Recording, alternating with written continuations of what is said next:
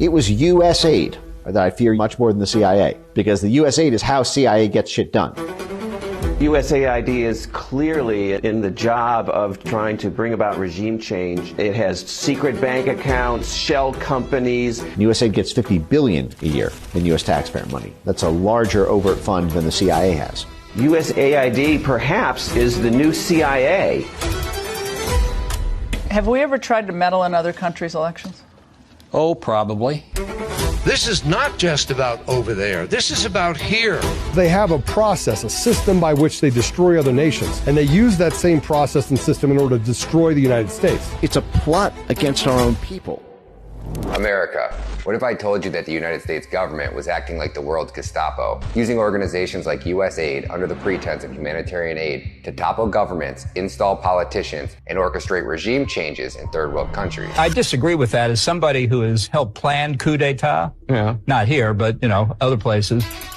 These are places that are practically entirely run at this point by the CIA and the U.S. State Department, which is, of course, a CIA front. U.S.A.I.D. provides most of the money. This isn't a giveaway. The State Department provides the policy vision. This makes a difference to people's perception of us.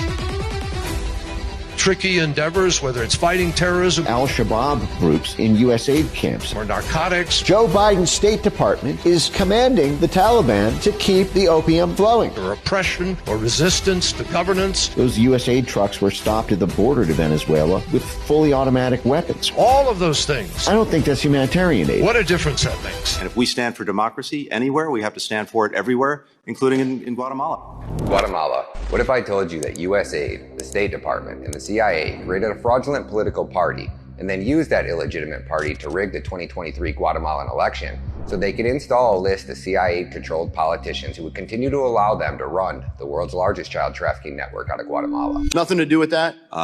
Correlation, not causation? That is absurd. They didn't deny it, which means that they admitted it.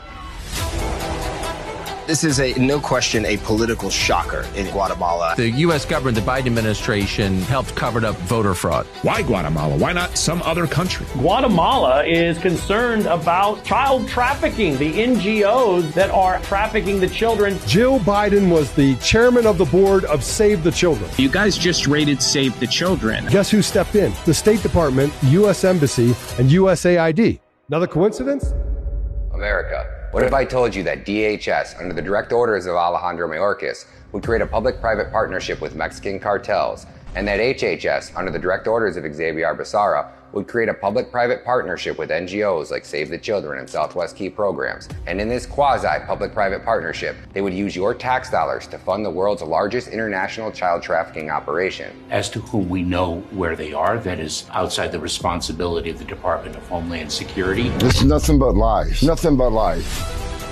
Secretary Mayorkas, he acts like none of this ever happens. It's his policies that caused over 500,000 of children being smuggled in this country. And he also knew who to blame. HHS places those children. That's on you. Was that a question to me? Are you familiar with the sponsors that utilize a strip club as an address? You shrug your shoulders and then send another batch of kids out to sponsor. Human trafficking bust at an egg farm. Federal prosecutors call it modern-day slavery. Of course, we investigate cases of trafficking. Another lie.